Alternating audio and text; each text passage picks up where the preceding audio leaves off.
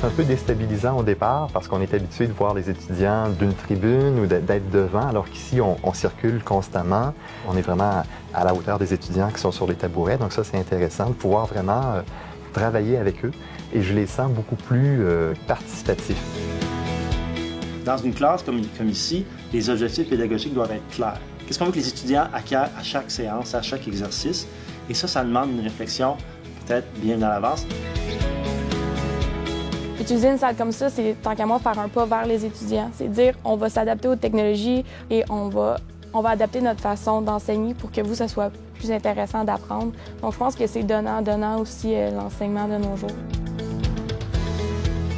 Ça nous amène à développer nos idées, ça nous amène à communiquer davantage. Je dirais aussi que l'apport du professeur directement avec les étudiants, l'interaction personnelle qu'on a directement avec lui est aussi très intéressante.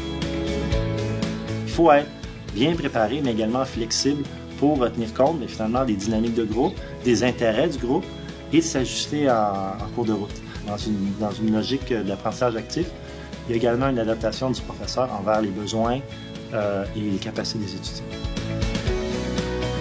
J'ai l'impression que lorsqu'il y a un retour en classe ou encore une discussion qui est menée par moi ou par des gens dans la classe, les étudiants se sont appropriés la matière beaucoup plus.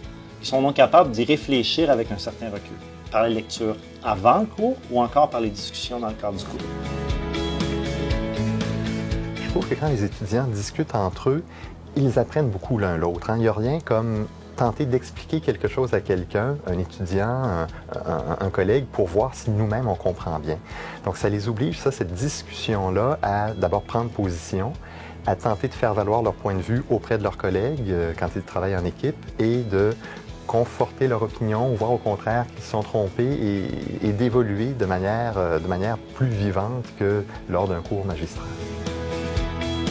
En votant, par exemple, en groupe et tout ça, mais ça nous permet d'avoir une participation accrue puis aussi de pouvoir prendre connaissance de qu'est-ce que les autres pensent, de mettre ça en lien avec qu'est-ce que nous, on pense, puis ensuite de favoriser notre réflexion puis de se remettre en question.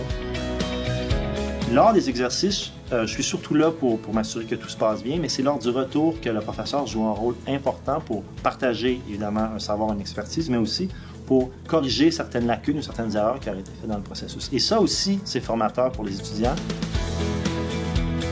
Il n'y a pas de limite à ce qu'on peut faire dans une salle comme celle-ci. Les moyens, on peut vraiment tout faire. Il n'y a que l'imagination, finalement, qui va nous freiner dans notre élan pédagogique. Mais c'est très stimulant et moi, j'en sors toujours plus satisfait. Et pourquoi j'en suis plus satisfait? Parce que je vois que les étudiants le sont aussi. Je vois qu'ils sont contents, ils sont heureux, ils ont l'impression d'avoir plus appris et mieux compris. C'est un terrain fertile à l'apprentissage.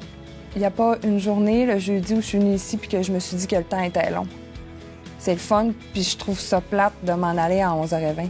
J'en prendrai encore 3 heures.